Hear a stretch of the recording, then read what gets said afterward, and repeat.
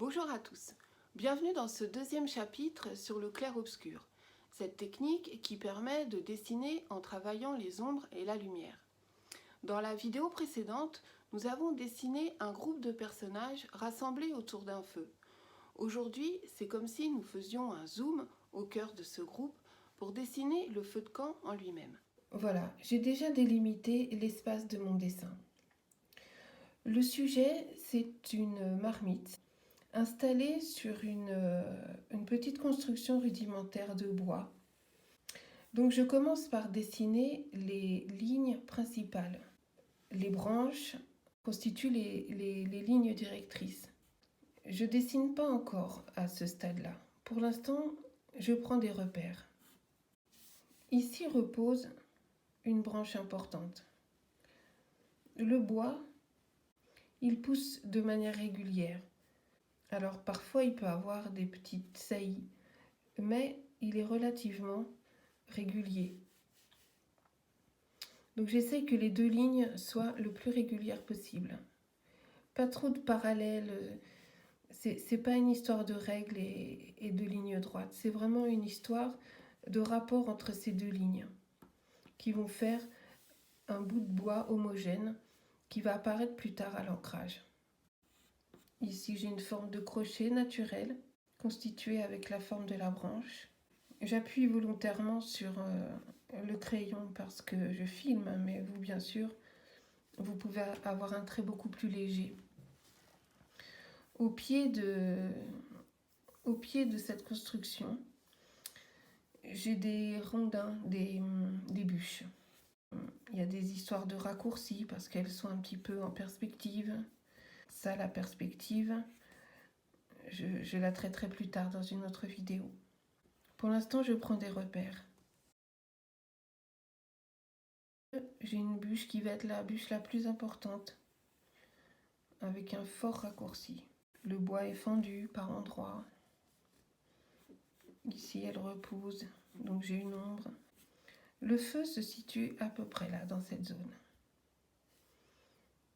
Ici, une bûche qui revient encore, embrasée. Cette branche que j'ai pas finie, taillée en partie, les personnes ont taillé. La marmite, elle se situe à peu près là.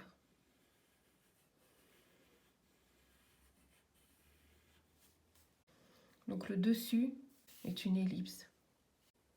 Bien faire attention que les deux extrémités soient au même niveau. Ici, j'ai une impression de bombée. Bon, ça, je l'aurai plus tard. Si je ne le tiens pas maintenant, je le corrigerai à l'encre. Et lance,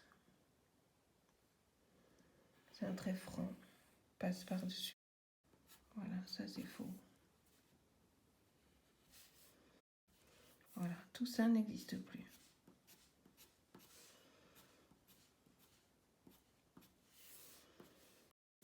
Derrière, il y a encore du bois, mais au second plan. Mais tout ça, ce sont des lignes, très peu dessinées.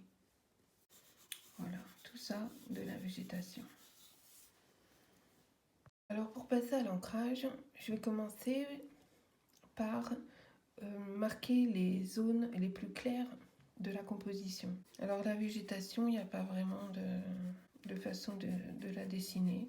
Là, j'en profite pour éliminer la ligne que j'ai effacée tout à l'heure. En fait, quand je passe à l'encre, j'en profite pour éliminer les erreurs du croquis.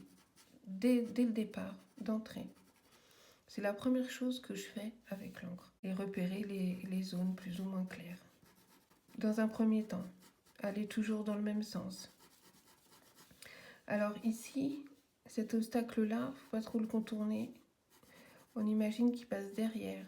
Enfin, on imagine que le plan passe derrière cette branche. Du coup, on est obligé, dans un même geste, de passer au-dessus. Voilà, donc là, il y avait une erreur, je le reprends. Je marque bien cette branche qui vient là, cette ligne qui disparaît. Alors, dans cet espace, il y a un jeu de feuilles, de branchages que je peux essayer de symboliser, sans bien sûr dessiner toutes les feuilles, parce que sinon, je ne vais pas m'en sortir. Je fais attention, par exemple, sur le premier plan, de ne pas forcément venir toucher l'anse, de essayer de réserver un petit espace, très délicatement comme ça, où je ne vais pas venir gribouiller. De même pour le bois ici. Je vais essayer de marquer le premier plan, de le garder en vue, qu'il ne soit pas pris dans la confusion des traits. Alors ici, il y a une différence de terrain. C'est que l'herbe vient jusqu'ici, à peu près, ici également. Et à partir de là, c'est plutôt de la terre, avec quelques pierres comme ça. Du coup, j'ai essayé d'avoir un autre geste. Alors sur la terre, il y a des brindilles, dans des sens différents. Le sol vient sous la marmite, on le voit. Surtout, je ne contourne pas le premier plan, je passe derrière.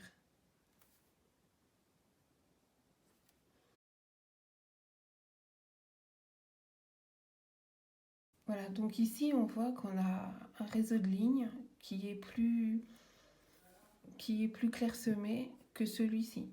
Donc ça crée une différence de valeur. On a le sentiment qu'ici, l'espace est plus clair que là. On a aussi le sentiment qu'il ne s'agit pas du même espace. Ces deux espaces ne sont pas de même nature. Ici, on ne comprend pas encore que c'est de l'herbe, mais ça va venir. Donc ici, j'ai encore un amas de feuilles que je repère juste comme ça, mais que je vais marquer après avec un feutre plus épais. Alors maintenant, je vais passer à une autre étape qui est de foncer, de repérer les endroits les plus foncés. C'est la marmite. Le sujet, il se trouve que c'est aussi l'objet le plus foncé. Je vais le traiter en dernier. Parce que ce qui m'intéresse, c'est d'abord de structurer le dessin maintenant. Donc ça va être les branches. Les branches sont des zones très foncées. Et plutôt que de prendre un feutre très épais maintenant, je vais continuer de travailler avec un trait très fin, parce que ça va me permettre après d'avoir des dégradés, des nuances dans la lumière. Donc là, j'y vais quoi. Donc la lumière venait d'en haut. Ce qui fait que le dessous de la branche est plus sombre. Alors je fais attention de ne pas trop aller en haut, sinon il va y avoir une confusion entre mes plans. Ici, l'anse de la marmite passe derrière, donc elle disparaît. Alors, les plans qui passent à l'arrière sont plus foncés que les plans qui passent à l'avant. Donc cette lumière-là, je la garde. Et lui qui passe à l'arrière. Alors ici, cette branche qui passe devant celle-ci, je peux changer le sens des lignes. D'abord pour imiter la pousse du bois, parce que si on regarde bien les écorces du bois, il y a un sens. Ensuite, ça me permet de différencier ces deux objets. Ici, je peux marquer les aspérités du bois en marquant une ombre. Pour les objets en perspective et en général, on a l'impression qu'ils sont tordus, mais en réalité, c'est une succession de lignes droites. Alors, dans le travail noir et blanc, tout est un rapport d'ombre et de lumière entre les choses. Par exemple, cette souche-là, très noire, puisqu'elle est à contre-jour, elle repose sur une autre souche, qui va être à peu près là, noire elle aussi. Donc il y a une confusion là des plans, à ce moment-là, entre le pied de cette branche, la noirceur de cette souche, et l'autre souche sur laquelle elle repose. Ce qui fait qu'ici, on laisse surtout clair. Là, je vais avoir le feu. Donc là, je vais faire attention, pas trop y toucher. Surtout, je dessine pas le feu. Je dessine tout ce qu'il y a autour du feu. Parce que c'est l'ombre de ce qu'il y a autour du feu qui va donner une impression de lumière. Ici, il y a de la suie. Ici, j'ai une fente dans le bois. Donc déjà, ça va être une zone noire. Donc fatalement, ici, ce sera plus clair. Ici, je repasse pour essayer de faire un dégradé. La fente, elle descend sur la face coupée du bois. Et ici, si je veux garder le sens, pour garder l'effet de perspective, ici, c'est une ligne droite. Ça vient comme ça. Ça, c'est de la cendre, tout ça. Donc, c'est ce bois il repose sur une surface qui est irrégulière, qui n'est pas droite. Ici, une ombre forte, une ombre projetée de la bûche. Tout ça, c'est très noir. Et cette branche, elle est léchée par les flammes. Là, tout va être une question de rapport entre, bon là je corrige mon dessin, espace noir, espace plus clair. Alors on fait attention parce que c'est des petits espaces là qui vont se jouer. Dès que je remarque une zone plus sombre qu'une autre, je la marque. Et je fais attention parce qu'ici j'ai le passage d'une autre branche qui elle va être plus claire ici. Ici j'oublie pas que cette bûche là, elle passe derrière celle-ci.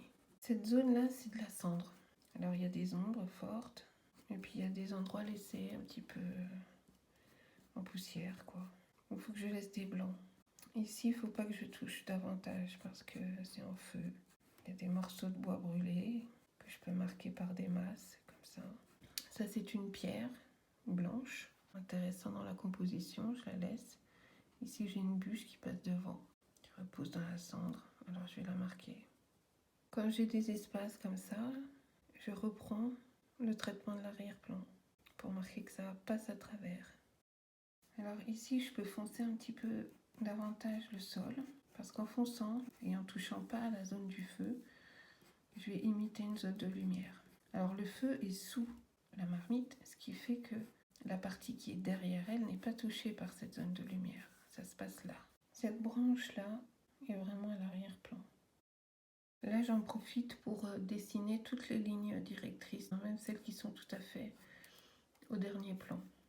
Donc ça va être des branches plus étroites. Alors là, c'est pareil, je remarque que cette branche, celle-ci, ne repose pas au sol. Donc il faut vraiment que je réserve cet espace du sol, pas trop foncé. En revanche, il y a une ombre portée ici, qui correspond probablement à l'ombre de cette branche-là. Alors je vais la traiter dans un autre sens. Et là, j'essaie d'y aller doucement, pour pas qu'elle soit confondue avec une branche.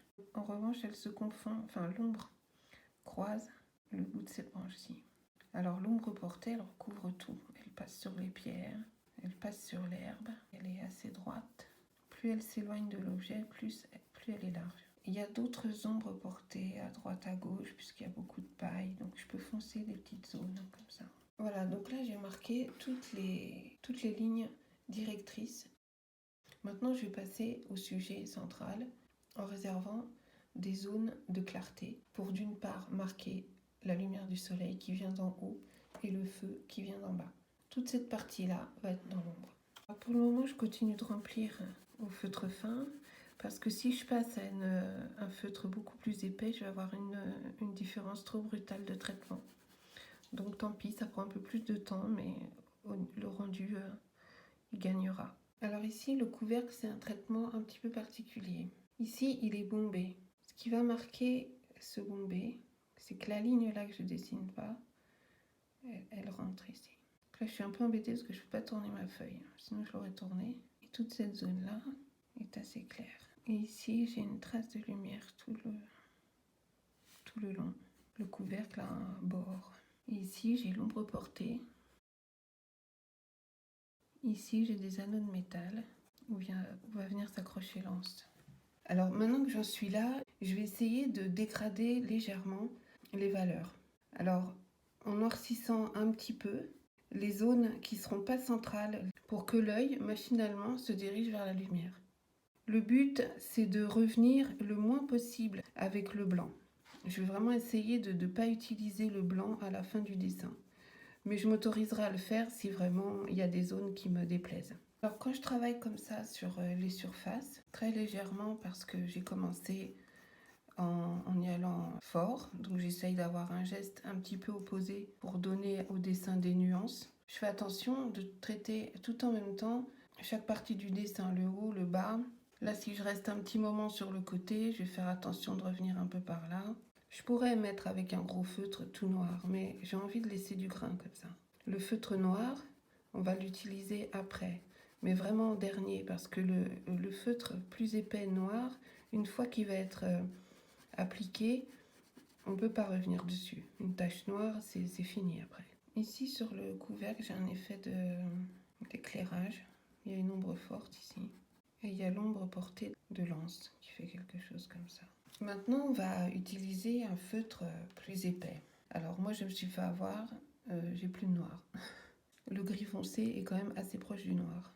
Donc là, il faut que je sache où je vais direct. Je sais que l'anse forme une espèce de crochet comme ça, pris dans un autre crochet qui est ici. Ici, j'ai une espèce de symétrie. Enfin, même pas une espèce, j'ai une symétrie. Donc là, ça passe devant. Là, il y a une partie du travail qu'on a fait qui disparaît. Je peux noircir sans problème toutes les zones qui reposent sur le sol, où les éléments se touchent entre eux. Donc autant pour remplir des surfaces, je me suis permise d'aller vite, autant là, chaque touche doit être pensée. Les feuilles, donc sans les dessiner, juste par touche, laisser un peu de lumière passer. Je peux en profiter pour marquer quelques ombres. Et là, pour pas que ça fasse juste des touches posées sur le sol comme ça, je vais les mêler au reste.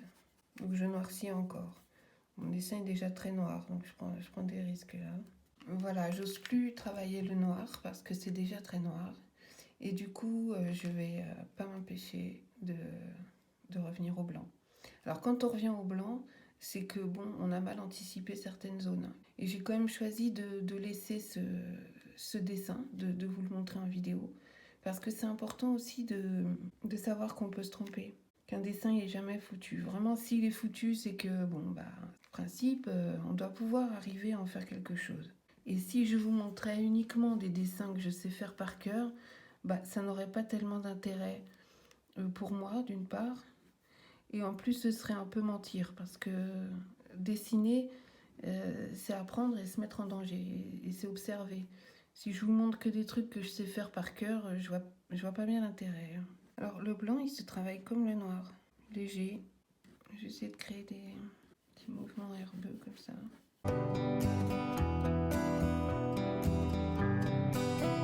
Par ma nature de lâcheron, sans peur des représailles, des moucherons, 3 fois plus petits que moi par la taille, me volaient dans les plumes. Voilà pour cette deuxième partie. J'ai essayé d'être le plus clair possible. J'espère que toutes ces étapes vous permettront de progresser dans votre dessin.